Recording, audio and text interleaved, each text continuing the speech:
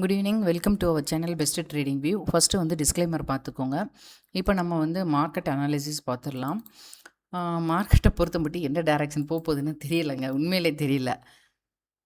இறக்குறாங்க, ஏற்றுறாங்க, ரொம்ப குழப்பமாக இருக்குது. கிட்டத்தட்ட 4 வாரமாக பார்த்துக்கோங்க. 4 வாரத்தோட கேண்டில் எப்படி இருக்குது அப்படின்றத நீங்களே பார்த்துக்கோங்க. ஒரு க்ரீனு ஒரு ரெட்டு, ஒரு க்ரீனு ஒரு ரெட்டு, இப்படி தான் முடிச்சிருக்காங்க. இது தோஜியா எந்த மாதிரி இருக்குது, எப்படி ஒரு க்ளோஸ் வைக்கிறாங்கன்றத வீக்லி கேண்டில் புரிஞ்சிக்கவே முடியல. ஸோ எதுவாக இருந்தாலும் 24,600 தாண்டுற பட்சத்தில் மேபி மேலே போகலாம் அப்படின்னு நான் எதிர்பார்க்குறேன். வெயிட் பண்ணி பார்ப்போம்.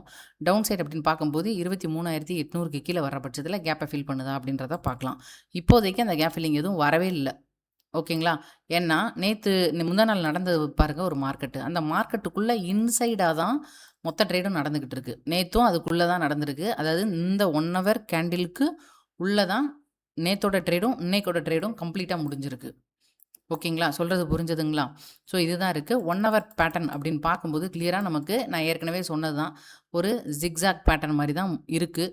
இது இன்னும் ஃபர்தராக மேலே போகுமா, அல்லது கீழே வந்து இந்த லெவலை உடைச்சதுன்னா, ஒருத்தங்க கேட்டிருந்தாங்க, என்ன மேம் அப்படின்னா என்ன அர்த்தம் அப்படின்னா, இதை உடைக்கிறதுனா அன்னைக்கு மார்க்கெட்டோட கண்டிஷன் பொறுத்து அது எப்படி பிரேக் அவுட் கொடுக்குது அப்படின்றத பொறுத்துட்டு நீங்கள் வந்து புட் சைடில் எடுத்திங்கன்னா மேபி இந்த லெவல் போகலாம் அப்படின்றதான் இதோட அர்த்தம். புரியலை அப்படின்னா ஸ்டெப் பை ஸ்டெப்பாக பாருங்கள். ஓகேங்களா? ரொம்ப பிகினராக இருந்தால் கொஞ்சம் கஷ்டம்தான். பட்டு நம்ம ரொம்ப பேசிக் எடுக்க முடியாதுல்ல, அதை தான் சொல்ல வரேன். அடுத்து டே சார்ட் அப்படின்னு பார்க்கும்போது நேற்று ஒரு மாதிரியான கேண்டிலோட ஸ்ட்ரென்த் இருந்துச்சு. இன்றைக்கி பார்த்திங்கன்னா ஒரு கேப் அப்போ கொடுத்து போய்கிட்டு இருக்குது. ஸோ மார்க்கெட் எப்படி இருக்கும் அப்படின்றத பொறுத்து இருந்து தான் பார்க்கணும். இதுக்கு கீழே வர்ற பட்சத்தில் செல்லிங் வர்றதுக்கு வாய்ப்பு இருக்குது. 24,600 தாண்டுது அப்படின்னா பையிங் போகிறதுக்கு வாய்ப்பு இருக்குது. அதாவது முந்தின நாள் கேண்டிலுக்குள்ளே இன்சைடாக தான் இது வந்து ட்ரேட் நடந்துக்கிட்டு இருக்குது. அதை தான் நான் வந்து சொல்ல வரேன். ஓகேங்களா? ஸோ அந்த லெவலை கூட நீங்கள் வந்து மார்க் பண்ணிவிட்டு பிரேக் அவுட் நடக்குதா அப்படின்றத நம்ம வந்து வெயிட் பண்ணி பார்த்துட்டு டைரக்ஷன் எடுக்கலாம். ஓகே. ஸோ இதுதான் இப்போது நம்ம வந்து நான் பார்க்குறது. அடுத்து 5 மினிட்ஸில் இன்றைக்கி போட்டோம் அப்படின்னா ரொம்ப ஜிக்ஸாக்னு இருந்துச்சே தவிர மார்க்கெட்டில் பெரிய லெவலில் மொமெண்ட் எதுவுமே இல்லை. அதே மாதிரி இன்றைக்கி வந்து ஒரு கேப் அப் நடந்திருக்கு. ஸோ அந்த கேப் அப்பையும் நம்ம வந்து மார்க் பண்ணிக்கலாம். எப்பா முடியல அப்படின்ற அளவுக்கு இருக்குங்க உண்மையிலே மார்க்கெட்டு. ரொம்ப ரொம்ப கவனமாக பாருங்கள். ஓகே.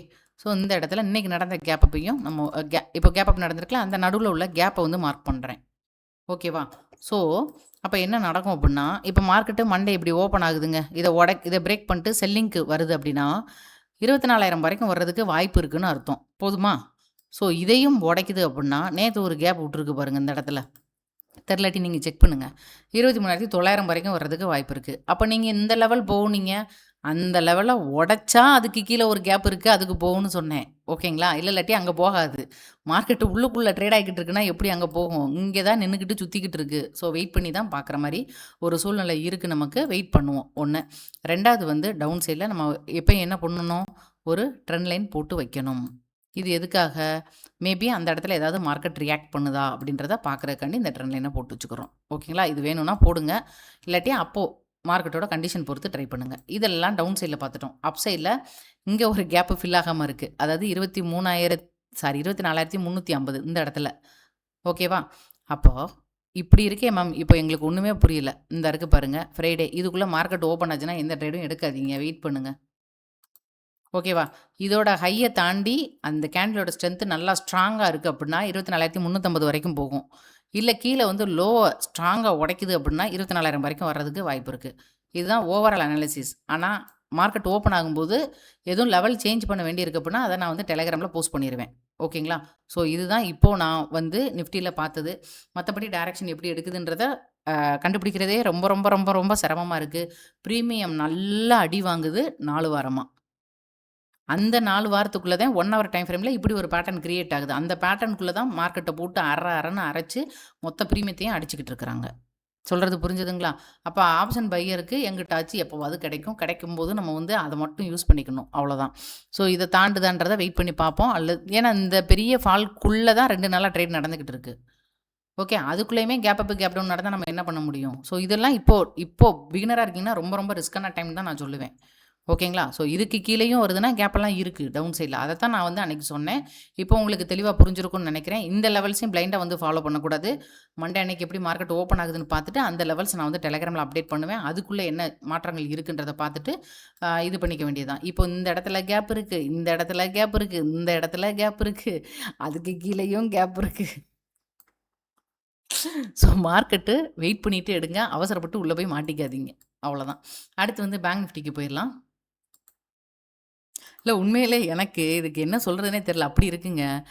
நான் ஒரு டைரக்ஷனோ ஒரு ப்ராப்பரா இப்படிதாங்க போகும்னு சொல்லிக்கிட்டு இருந்தேன். இப்ப சுத்தமா அத கூட சொல்ல முடியாத அளவுக்கு இருக்குன்னு தான் எனக்கே ஒரு மாதிரியா இருக்கு. அத தான் சொல்றேன். வேற ஒண்ணும் இல்ல. இதுல சிரிக்கிறதுக்காக நான் சொல்லல. ஒரு கேப் அப் திடீர்னு குடுக்கும்போது, அப்போ இது வந்து பையிங் சைட்ல போமான்னு நமக்கே ஒரு சந்தேகம் இருக்குல்ல. அந்த மாரியான ஒரு இதுல தான் போய்க்கிட்டு இருக்கு மார்க்கெட்டு. இப்போ இங்க கேப் இருக்கிறனால நம்ம இத வந்து மார்க் பண்ணி வச்சுக்குவோம். டவுன் சைட்ல வருதான்னு பார்ப்போம். பேங்க் நிஃப்டியோட வீக்லி சார்ட் எப்படி இருக்கு அப்படின்றத செக் பண்ணிட்டு, ஸ்டாக்கு என்னென்ன ஃபில்டர் ஆயிருக்குன்றத பார்ப்போம். இப்போ பேங்க் நிஃப்டியோட வீக்லிஸ்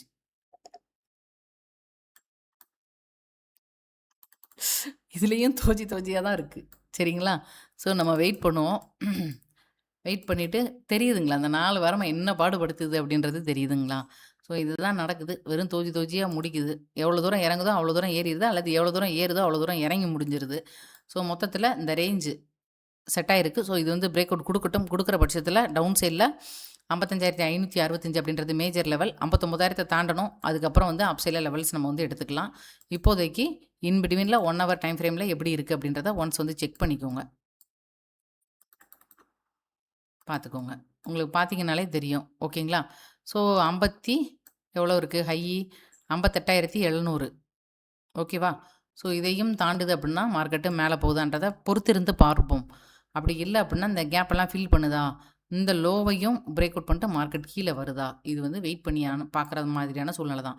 அப்போ மொத்தத்தில இந்த ரேஞ்ச் ஆனது செட் ஆயிருக்கு. எவ்வளவு? 58,800 அப்படின்ற லெவலும், 56,500 இந்த லெவலுக்குள்ள மார்க்கெட்டு 4 வாரமா சுத்திக்கிட்டு இருக்கு. ஸோ ரொம்ப கவனமா பண்ணுங்க. அது மட்டும் தான் நல்லது. பிரீமியம் பயங்கரமா அடி வாங்குது. ஸோ அதையும் மறந்துறாதீங்க. இப்போ இந்த கேப்புக்கு மட்டும் தாங்க நான் வந்து மார்க் பண்ணியிருக்கேன். ஓகே ஃபர்தரா மேல மூவ் ஆகுதான்னு வெயிட் பண்ணி பார்ப்போம். அப்படி மூவ் ஆச்சுன்னா 58,500 அப்படின்ற லெவல். ஓகேவா? 500, 580 இந்த லெவல் வந்து மேஜர் பாயிண்ட்டா பார்க்குறேன். அல்லது கீழ வருதுன்னா ஃபர்ஸ்ட் இந்த கேப்ப ஃபில் பண்ணி முடிக்கட்டும். அப்புறம் நேத்து வந்து ஒரு சின்ன கேப் இருக்கு. ஸோ அந்த இடத்தையும் மார்க் பண்ணி வச்சுக்கலாம். அவ்வளோதான். எங்கிட்டு ஓப்பன் ஆகுதுன்னு பார்த்துட்டு, அதுக்கேத்த மாரி டைரக்ஷன் போகுதான்னு பார்த்துட்டு அவசரப்படாம எடுக்கணும்.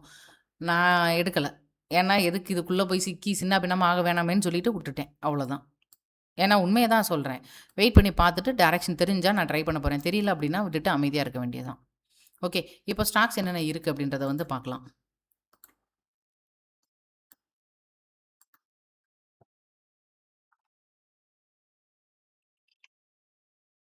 எஃப்எஸ்எல்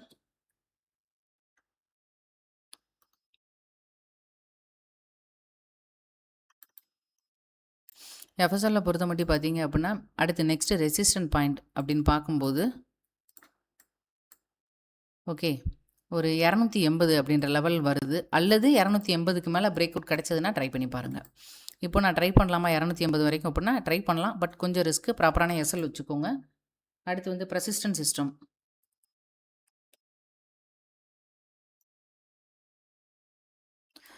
பெர்சிஸ்டன்ட் சிஸ்டம் ஏற்கனவே இந்த இந்த இடத்துல ஒரு கேப் இருக்குங்க. அதை ஃபில் பண்ணும் அப்படின்றத சொல்லியிருந்தேன். ஸோ அதையும் தாண்டி மார்க்கெட் ஆனது மேலே மூவ் ஆகுது. மேபி அடுத்த ரெசிஸ்டன்ட் வந்து 5560 வரைக்கும் போகுதான்றத பார்க்கலாம். எதுவாக இருந்தாலும் ஒரு 1 ஆர் 2 கேண்டில் எஸ்எல் வச்சுட்டு ட்ரை பண்ணுங்க.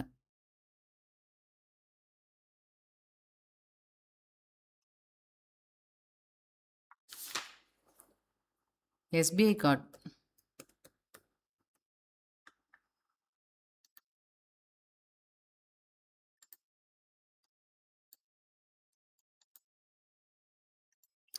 ஓகே. எஸ்பிஐ கார்டை பொறுத்த மட்டும் பார்த்தோம் அப்படின்னா,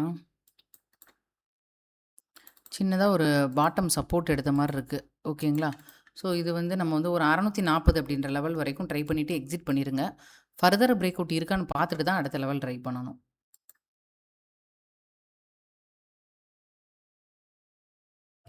ஐஎஃப்பி அக்ரோ. ஸ்டாக்லாம் அவ்வளோவா ஒன்றும் ஃபில்டர் ஆகலைங்க. ரொம்ப தேடி தான் எடுத்துக்கிட்டு இருக்கேன். ரெயின் இண்டஸ்ட்ரி கேட்டிருந்தாங்க. இல்ல இது வேண்டாம். இது கொஞ்சம் வெயிட் பண்ணிட்டு எடுக்கலாம். ஓகேங்களா? காலைல பார்க்கும்போது கொஞ்சம் புல்லிஷா இருந்துச்சு. அடுத்து மகாமாயா ஸ்டீல். ஸ்டாக்ஸுக்கு மெம்பர்ஷிப் அவைலபிளா இருக்கு. விருப்பம் இருக்கிறவங்க மட்டும் ஜாயின் பண்ணிக்கோங்க. ஸ்டாண்டர்ட் அப்படின்ற லெவல்ல ஜாயின் பண்ணிக்கோங்க. ஓகே. இத பொறுத்த மட்டும் பார்த்தோம் அப்படின்னா, இந்த மாதிரியான ஒரு பேட்டர்ன் இருக்கு. ஸோ ஃபர்தரா இது வந்து மூவ் ஆகுதான்னு பாருங்க. சப்போஸ் மூவ் ஆச்சு அப்படின்னா, இந்த ட்ரெண்ட் லைன ஃபாலோ பண்ணிக்கோங்க. ட்ரெண்ட் லைன் வரைக்கும் வச்சுட்டு எக்ஸிட் பண்ணிருங்க.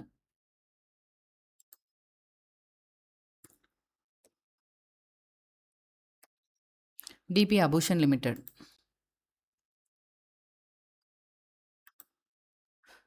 இது வந்து இந்த ஃபர்தரா இந்த கேண்டிலோட ஹை பிரேக் அவுட் நடந்தா மட்டும் என்ட்ரி போடுங்க.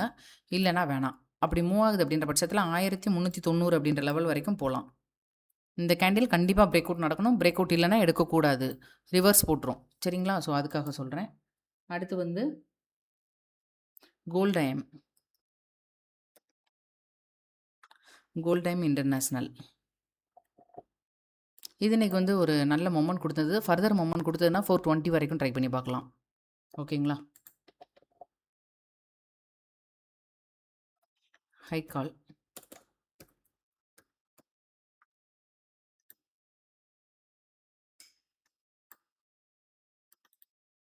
ஓகே. இதுவுமே வந்து ஃபர்தரா மூவ் ஆச்சு அப்டின்னா ஒரு 280 அப்படின்ற லெவல் வரைக்கும் மேபி போலாம். 280. இதுதான் அடுத்த மேஜர் ரெசிஸ்டன்ட் பாயிண்ட்டா இருக்கு. பட் மார்க்கெட் கண்டிஷன் பொறுத்து தான் மூவ் ஆகும். செக் பண்ணிட்டு எடுத்துக்கோங்க. ஓகேங்களா? ஸோ வேற மத்தபடி பெரிய லெவல்ல இதுவும் ஃபில்டர் ஆன மாரி தெரியல. எல்லாம் அந்த இடத்திலேயே தான் சுத்திக்கிட்டு இருக்கு. ஓகே. இந்த ரெயின் இண்டஸ்ட்ரி கேட்டிருந்தாங்க.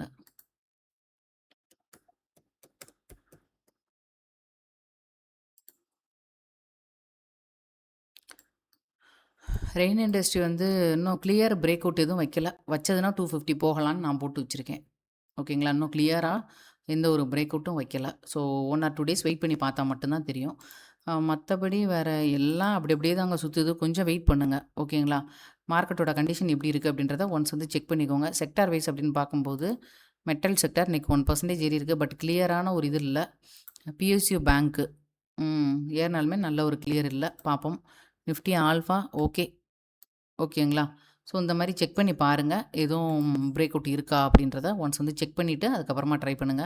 எனக்கு தெரிஞ்சு இன்னும் கொஞ்சம் வெயிட் பண்ணிவிட்டு எடுக்கிறது தான் பெஸ்ட்டா இருக்கும்னு நெனைக்கிறேன். ஏன்னா மார்க்கெட் எங்கிட்டு போகுன்றது தெரியாம இருக்கிறதுனால, கவனமா ட்ரை பண்ணுங்க. 1 ஆர் 2 ஸ்டாக்ஸ் மட்டும் ட்ரை பண்ணுங்க.